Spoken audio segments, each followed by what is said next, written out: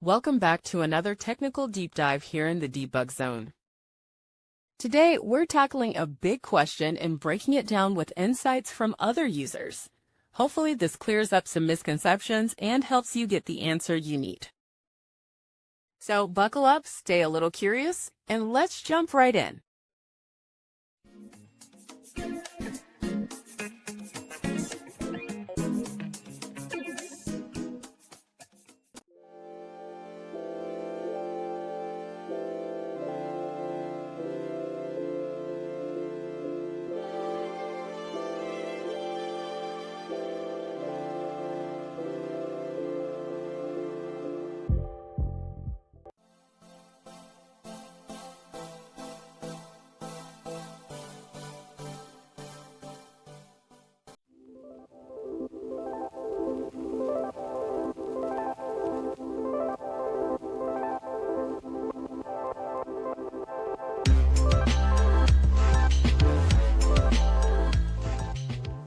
And that's a wrap.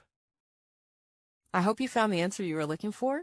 If you did, take a second to hit that subscribe button. It really helps out. And let me know in the comments which solution worked best for you. See you next time in the debug zone.